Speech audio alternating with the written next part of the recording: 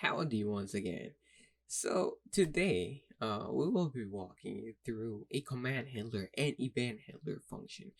The command handlers and event handlers are extremely useful because they actually help you clear out and sort out your commands, your functions, and everything within your Discord bot. Your main file would often look like a complete mess without these command handler.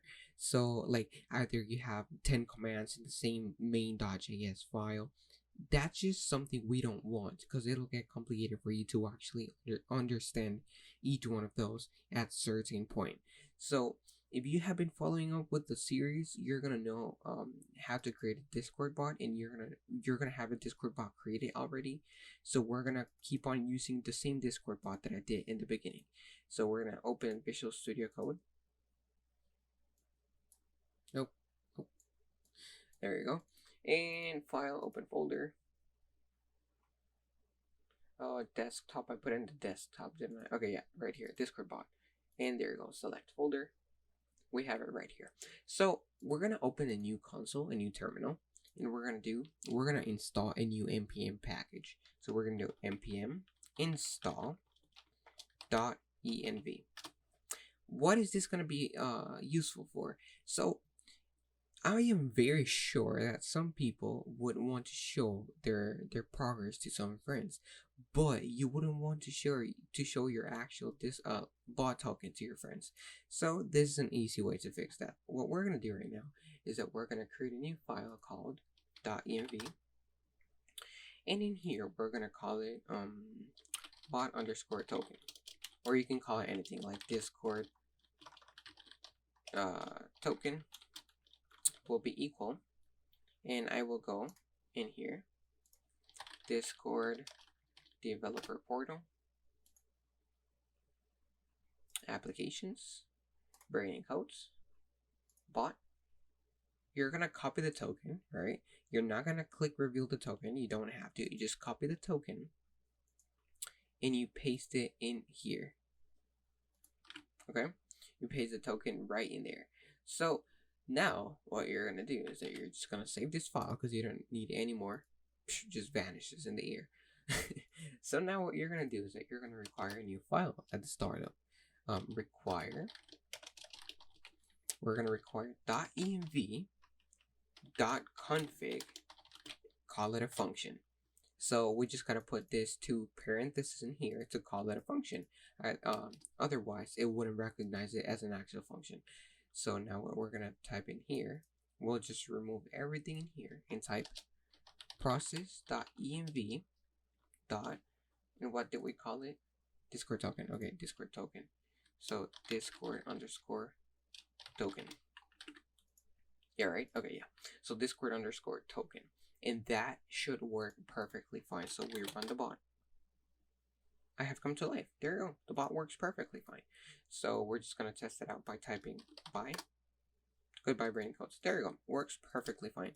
So that's an easy way for you to have your things privately. Now, what we're going to do is that we're going to create some new files, right? This will be very important. So we're going to create a new folder called commands, a new folder called events, a new folder called handlers. Handlers will be the main folder capable of running everything. So within the events folder, we're going to create something called client. And I often like to call the second one command fetchers. So just follow that. Just create those folders in there. So for the handlers, we're not going to create any folders within it, and neither for the commands one. So for the handlers, what are we going to do right now? So in here, what we're going to do is that we're going to type client.commands equals new discord.collection. Gonna create a new collection, and we're gonna create one more collection, client.events equals new discord.collection. Call that a function as well. Now what we're gonna do is that we're gonna do command handler. That's gonna be the name of one for one of our files, and the other file will be event underscore handler. And for each one of these files, we will handler require. So pretty much what we're saying here is that we're converting this into a variable. So require handler,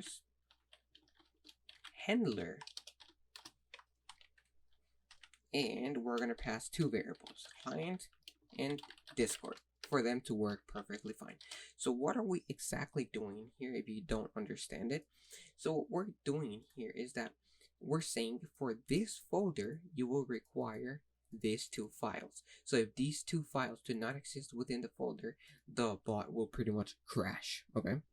So now what we're going to do is that we're going to create these two files in the handlers file, command handler.js, and we're going to create the other one called event_handler.js. Okay, cool. So for the event handler.js, we're just going to do the following. Did I save it? Okay, I didn't. Alright, so for the event handler, we're just gonna install another package. In this case, we're gonna clear and npm install fs. So the fs package is for you to read the folders in live time, okay? Otherwise, you wouldn't be able to read them live time. You would only be able to get the data for whenever the bot restarts. So const fs equals require the fs package. Module, we're gonna do module.exports is equal to client Discord. So we're passing these two variables as well. Const load dir, this is just another variable, equals dirs. Or we can put it like directories. That's really not a big deal. So I'm just gonna name it directories. Open a new one. Const. Wait. Yep, we're fine. So const event underscore files equals fs dot redirsync events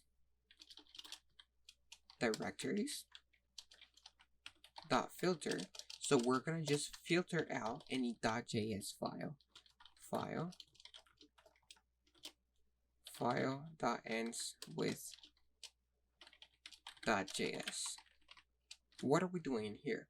What we're doing here, we're just calling this constant here, passing this variable in, and saying that for the events folder, oh my bad, this is just a mistake. For this event folder, we will just require .js files. So we're just going to register .js files, not anything else. So now for const file of event underscore files, yep, there you go, open a new function, const event is equal to require dot events directories file. As you can see, now const event underscore name is equal to file dot split period 0, and then client on event underscore name comma event dot bind null Discord client. Now you just come in here, oh my bad, nope, not okay, client command fetchers. For each, we will require to load that function load directories.